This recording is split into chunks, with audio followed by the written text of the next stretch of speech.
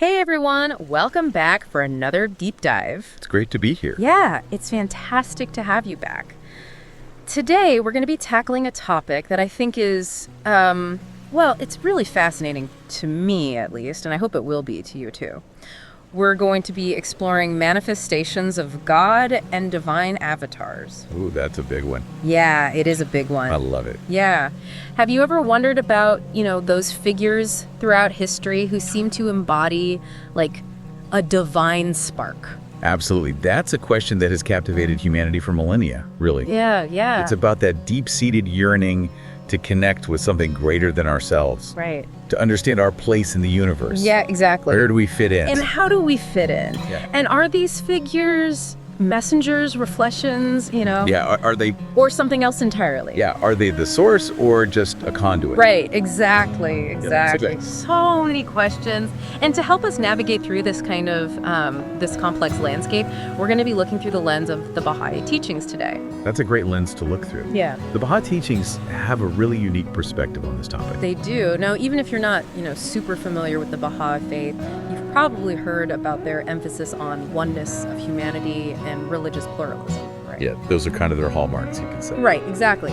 But what I think is really fascinating is how they approach these specific concepts of manifestations and avatars, especially in light of their very strong belief in God's absolute transcendence. Yeah. It's a delicate balance, isn't it? It is. Okay, so let's break it down a little bit. All right, let's do it. So let's say we're flipping through the Baha'i writings and we come across this description of manifestations as sanctified mirrors.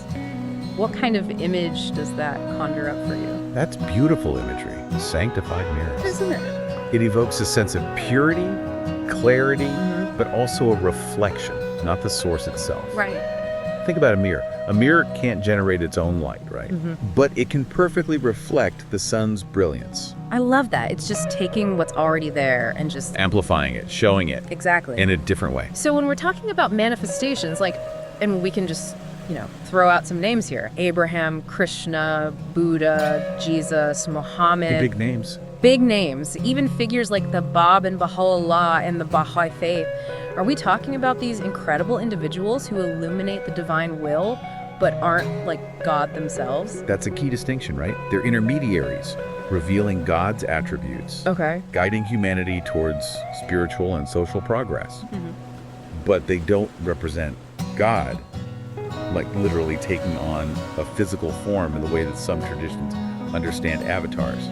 Okay, so that's where we see the divergence, right? Yes, that's a crucial point of difference. Because in traditions like Hinduism, for example, you have the concept of Vishnu, right, descending into the material world as avatars like Krishna or Rama. Right, and those figures are considered to be Vishnu, They are Vishnu. directly intervening in earthly affairs. Directly intervening. It's a different concept of the divine interacting with the world. Right, and that difference in understanding, it really gets to the heart of how different belief systems, Perceive the nature of God. yes, and God's relationship to Sure. us, to humanity, to the world. Exactly. This is where it gets really interesting for me. Okay, I'm ready. Why is this distinction between reflection and embodiment so crucial in the Baha'i teachings? Like, what's at stake here? Well, it all goes back to their very core belief in God's absolute transcendence.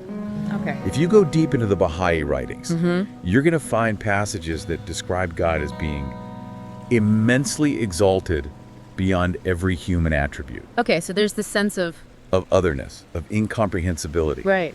So the idea of God literally becoming human, taking on all our limitations, that wouldn't align with their understanding of the divine. That wouldn't make sense. It wouldn't make sense. It wouldn't fit. It's almost like trying to fit the ocean into a teacup, right? Exactly. The divine is just too vast Too vast. to be contained in a human form. So, for Baha'is, is it fair to say that this concept of manifestations as mirrors, it kind of allows for divine guidance and connection Without compromising that belief. without compromising that belief that God is ultimately unknowable beyond our full comprehension? That's a great way to put it, yeah. It's like we get glimpses, Reflections. reflections, hints, but we can never fully grasp The totality of it. the totality of it. Yeah. Think of it like trying to understand the sun.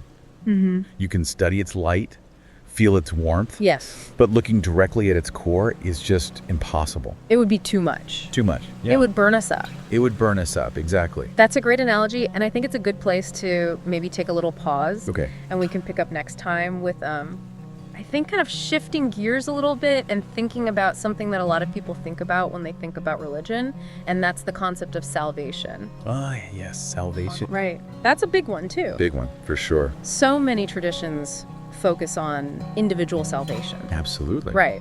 Whether it's achieving eternal life or escaping the cycle of reincarnation or, reaching nirvana. Yeah, all these different paths to liberation. Yeah, exactly. And so we'll kind of explore how the Baha'i teachings fit into that. Good. That landscape of salvation and individual versus collective progress. I'm looking forward to it. Me too. All right, so join us next time as we continue this deep dive into manifestations, avatars, and the fascinating world of the Baha'i teachings. See you then. See you then. So, picking up where we left off, we were talking about this beautiful metaphor of the sun and the mirrors, this idea that there's this fundamental unity beneath all the different, religious expressions. Right, and it's a beautiful image, but... It is. But how do It's easy to get caught up in the heady concepts, right? Exactly. How do we actually translate these principles of unity and understanding into, real-world action? Yet that's the million-dollar question. Right. Because it's one thing to admire the concept, Right. but putting it into practice, that's the challenge. That's the challenge, yeah. So where do we even begin? Well, I think, for me, it starts with a fundamental shift in perspective, doesn't it? Like recognizing the inherent worth and value of every single individual, Absolutely. regardless of their beliefs. Right. Like, if we truly believe in the oneness of humanity, as the Baha'i teachings emphasize, then we can't be picking and choosing who deserves our respect and compassion. Right. It's about extending that recognition of oneness to everyone. To everyone, yeah. Not just those who we agree with. Okay, so it's about checking our own biases at the door, Yes. treating everyone with dignity, even if we don't see eye to eye with them on, certain issues. Exactly. That's a good starting point. Okay, but what about those times when we do encounter beliefs that seem like fundamentally different from our own, maybe even contradictory to, things that we hold dear? Yeah, that's where things can get a little tricky. Right. How do we engage in, a meaningful dialogue without compromising our own convictions? Right. Or feeling like we're betraying our own truth? Right, without feeling like we have to, give something up or, or betray our own our own values. It's a delicate balance, and I think the Baha'i teachings really offer some helpful guidance here. Okay. One of the principles that they emphasize is this idea of seeking truth Okay. independently Yeah. and to be open to learning from others Okay. and engaging in respectful dialogue, even when, maybe even especially, when we disagree. Okay, so it's not about blindly accepting everything we hear. No, not at all. Right, but it's about approaching those conversations with a genuine spirit of inquiry. Yes, exactly. Remember that metaphor of the mirrors reflecting the sun? Even if those reflections look different, we can still appreciate that common source of light that unites us. Right. It's about looking for that common ground, Okay. that shared understanding. That's where the real beauty lies. I love that. It's like, gosh, what is that saying? Let your heart be a garden, not a battlefield. Oh, I like that. That's good. Right. Yeah, it's about creating a space where understanding can flourish. Well, let's be real for a second.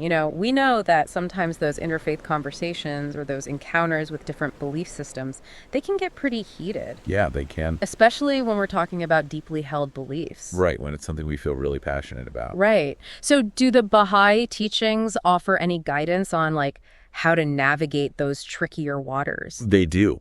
One of the key principles they emphasize in these situations is detachment. Detachment. Okay. Not detachment from our beliefs, Okay. but detachment from our certainty that our understanding is the only correct one. Oh, that's a tough one. It is. It is a tough one. But it's so important. So be open to the possibility that we might be wrong. Yes. That there might be more to learn, even if it challenges our preconceived notions. Right. And to hold on to our beliefs with a gentle hand, not a clenched fist. Okay, and that can be hard, right? Because sometimes it feels like our beliefs are So much a part of us. Yes. So integral to who we are. Right. But even when we feel strongly about something, it's crucial to approach those conversations with humility and respect. Okay. The Baha'i writings actually say that contention and conflict are signs of immaturity. Ooh, that's a good one. It's about choosing understanding over argument. Yeah, so focusing on building bridges rather than walls. Yes, Right. exactly. Building bridges of understanding instead of walls of division. That's a great way to put it. And remember, true unity doesn't mean uniformity. Right. It's about celebrating our diversity while recognizing our interconnectedness. Like a beautiful mosaic, right? Yes, Exactly. all the different pieces. Each piece is unique Unique. and distinct. But they all come together to create this this larger, more kind of beautiful. this intricate design. All right, so let's bring this back down to earth for a minute. Okay, let's get practical. Right. What are some things, like concrete actions, that we can take to promote this kind of unity in our communities? Well, it could be as simple as reaching out to someone from a different faith background, Yeah. getting to know them, listening to their story, maybe attending an interfaith event in your community, Right. volunteering for a cause that aligns with these principles of unity and justice. So putting our beliefs into action. Exactly. Actions speak louder than words, as they say. They do, they do. I've heard that Baha'i communities often host these kinds of interfaith gatherings, right? And participate in community service projects. They do. They're very active in their communities. Is that part of their effort to build these bridges across religious divides? Absolutely. Yeah.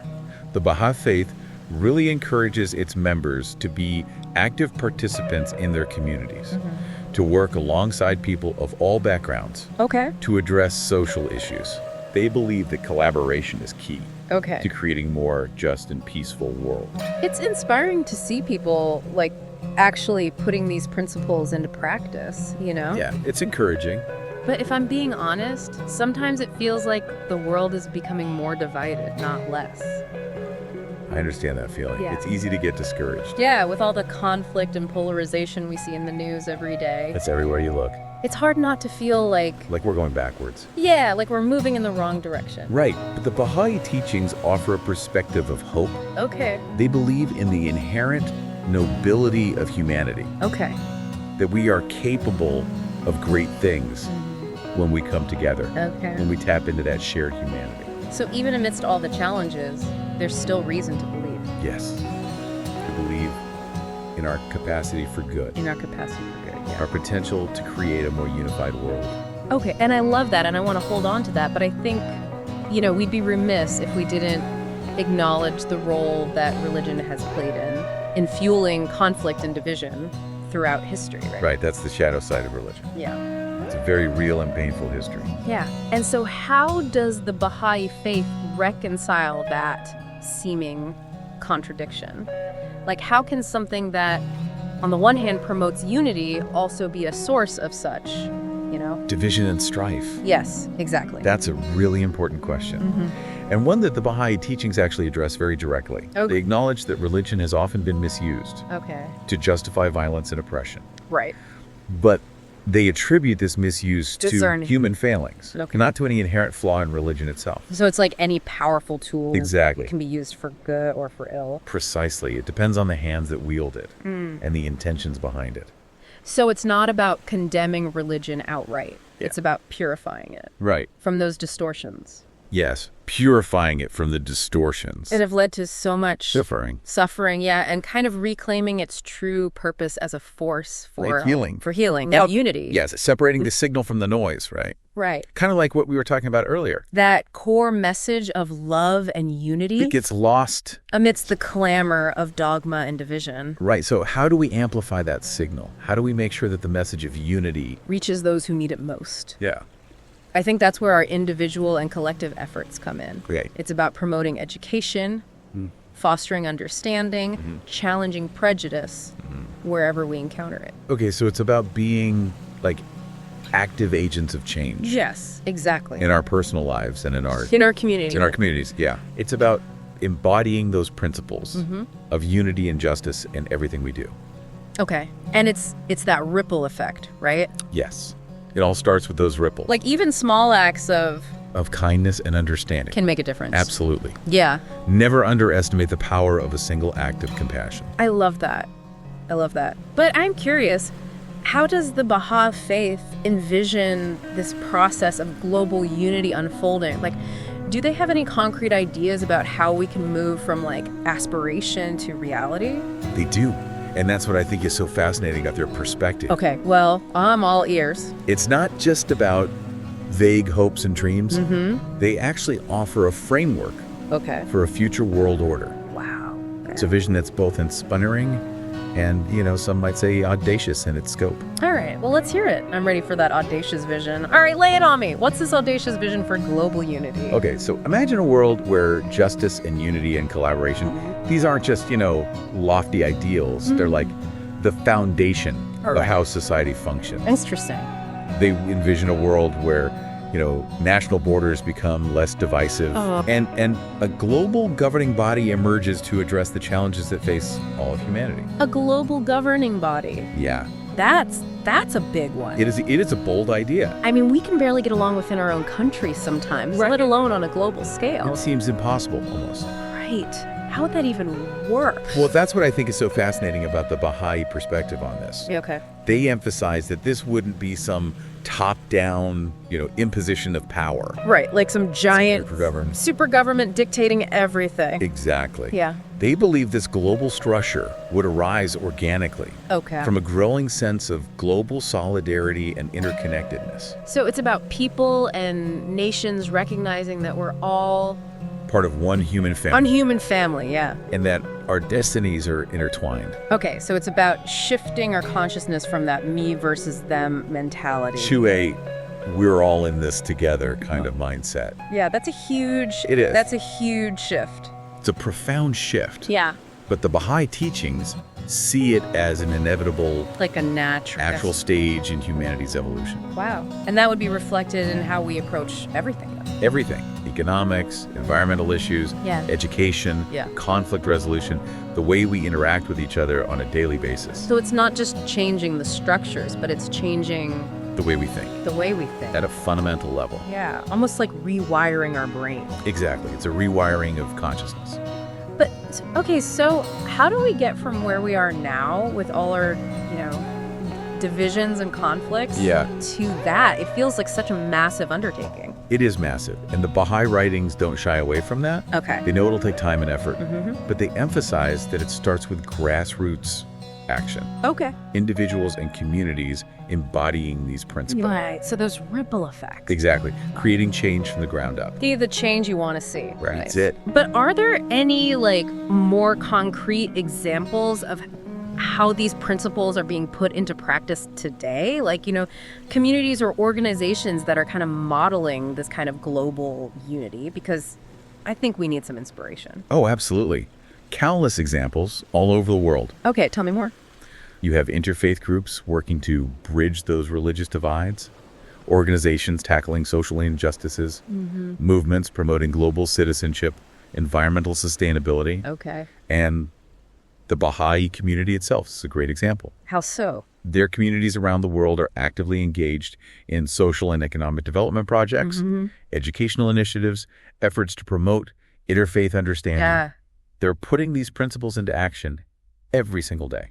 That's really amazing to hear. It's inspiring, isn't it? It is, because it makes it feel like it's not just some far-off dream. Right, it's happening now. It's actually happening, yeah. It's a process, but it's underway. That's really encouraging, and I think that brings us to, kind of the end of our deep dive today. Yeah. We've covered so much ground, from the nuances of manifestations and avatars. To this incredible vision. To this incredible vision of a unified world. I feel like my brain is buzzing with all these new ideas. You too? But before we wrap up, any final thoughts for our listeners? If someone's feeling inspired to learn more or get involved, where should they go from here?